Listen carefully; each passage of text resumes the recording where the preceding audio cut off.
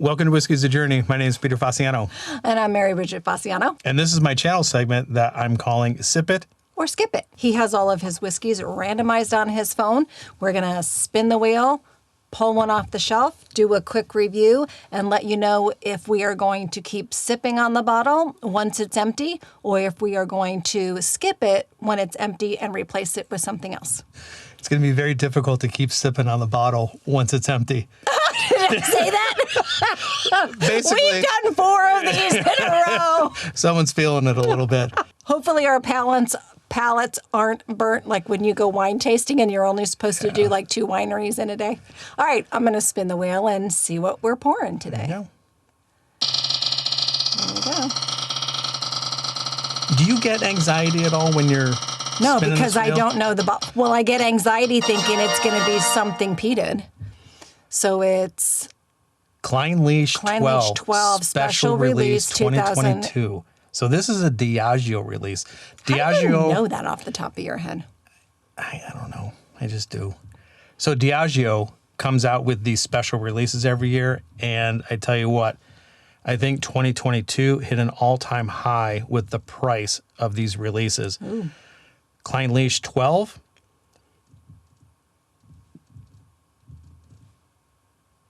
I don't know. So I was thinking about saying something, but I decided not to. So let me go ahead and grab the bottle.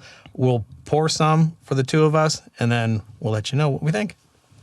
After a quick review. Oh. All right. So Clynelish. Oh, I So like that. Clynelish 12, really, really fancy bottle. Look. And the 12 matches my wardrobe change. Yeah, there you go. Because we did so many of these in a row, I decided that I needed to do a wardrobe change, and I ran in and grabbed one of my mother's old shirts and put it on. Look at that. That was like meant to be. Perfect. So Clynelish 12 is a single malt Scotch. And I just got done saying on the last video that I was not a fan of Scotch. We'll see. I could be wrong. I'm going to pour a little bit more in mine. Why? I'm not giving anything away. So all of the information for this is right here. And I do need to remind myself on the proof because these are always really high proof. Oh. So we're looking at a natural cask strength. This is coming in at 58.5% ABV. All right, Clynelish 12, Diageo special release 2022. See? It smells like a Scotch. Holy Mother of God. I know. That's what I'm talking about.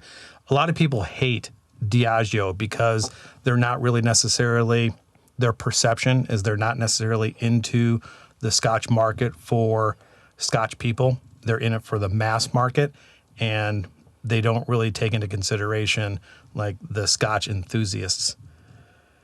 And some people are also saying that they price gouge.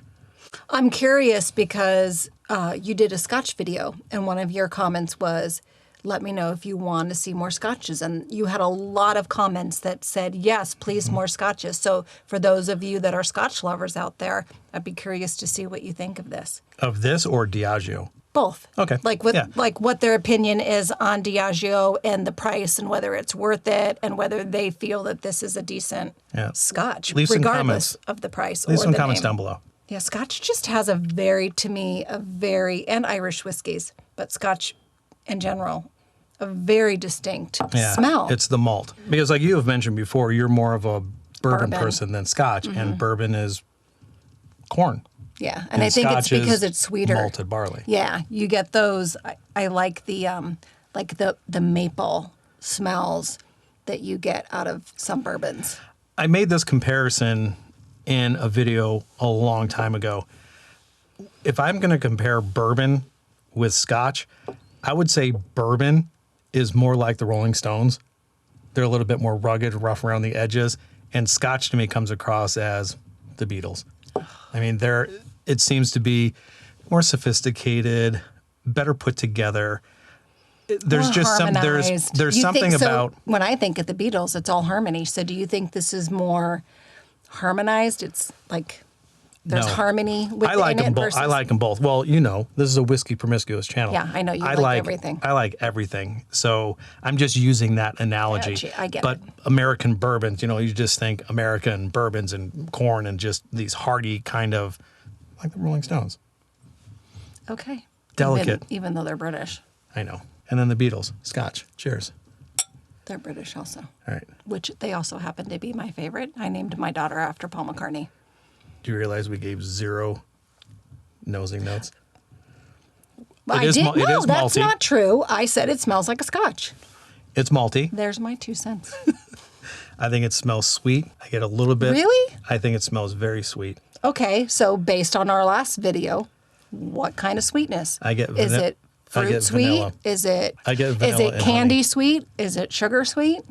Vanilla and honey. Really? Well, Malt. maybe I think malt has a sweetness Maybe the in and of vanilla. itself. I do get a vanilla. You're right. And I do get a good amount of fruit sweetness as well as far as peaches go. Peaches. Peaches and a little bit of pineapple. I think this has a pretty well developed nose. Peaches.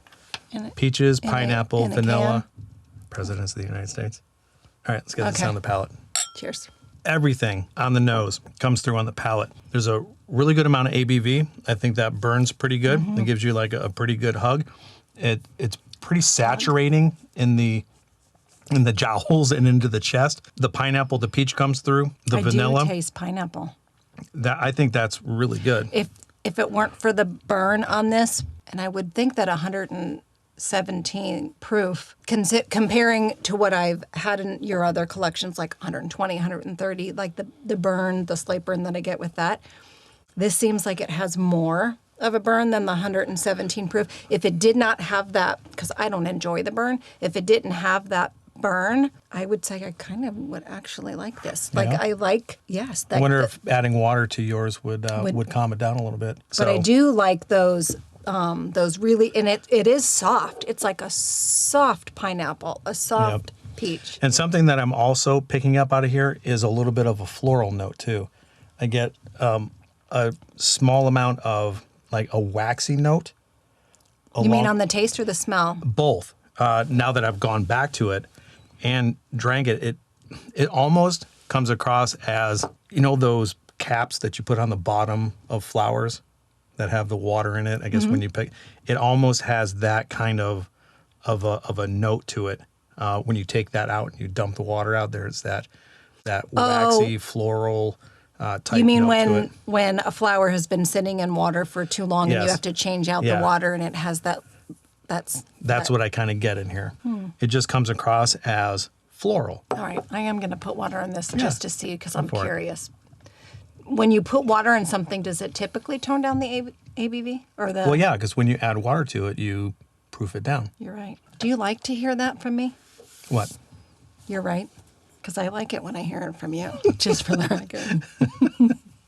Yeah, I like this one. Ooh, that almost made it burn more. Like that burn came out my nose. Really? Taste that. Tell me what you think. Why is your glass so much warmer than mine? Because I was holding it. I think I hold it this way, and you're probably supposed to hold it this way, not to warm it up. Did that burn come out your nose? I don't think so. I think it's pretty much the same. Okay. Did that change? Did you think putting the 2 drops of I don't water think in it changed it. at all? I still think there's that pineapple, peach. There's a pepper note in there. Like a white pepper. It comes across as floral to me. I still get honey and vanilla. For me, across the board, based on everything that I've had in this, and I do have to take into account the price of this. So are you ready to move on for a sip or a skip? Do you want to hear something that's really disgusting? Sure. So I just burped, but it was a very silent burp. You may have heard it. And you know how sometimes burps have flavor? Okay. It was all flour. Like baking flour or flour? No. Like a garden flour. Like a garden flour. Okay. All right, so there's the floral note.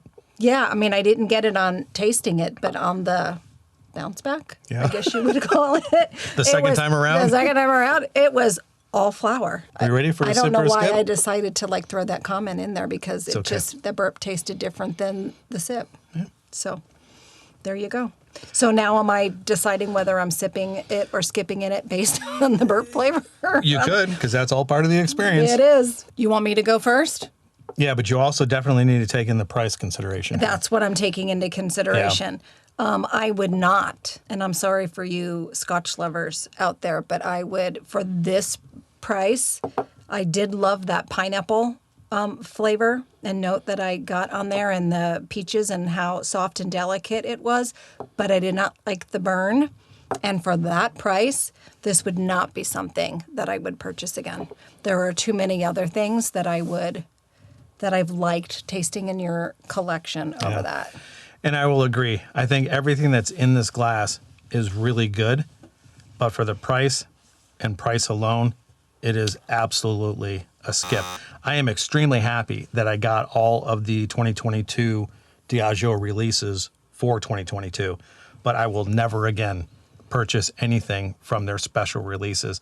They are way too expensive. My money is better suited to go to less expensive scotches and less expensive bourbons. And that should be a focus going into 2024. We should be looking for bargains and not chasing after these special releases or these highly allocated bottles, because prices are just through the roof and crazy. Why is that? Like, I think, what do you think is causing the increase in price? business is capitalizing on the bourbon boom. Businesses are capitalizing on the whiskey boom. Because more people are starting to get into it. Absolutely. Yeah. As long as people are paying the price for it, prices are going to continue to rise. And I think I mentioned this in a couple of videos ago, that a lot of these bourbons and scotches that are now starting to take advantage and price gouge are just sitting on the shelves.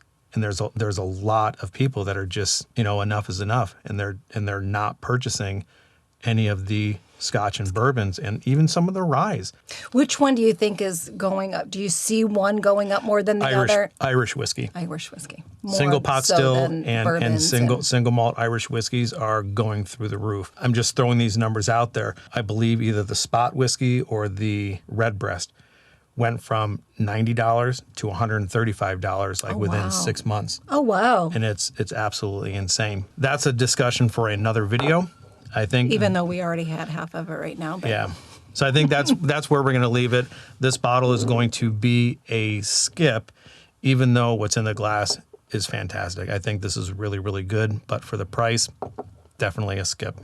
I agree. All right. Wherever you're at in your journey, I hope you're enjoying it, because we are definitely certainly enjoying it. So we'll talk to you later. We'll see you in March. Bye. Bye.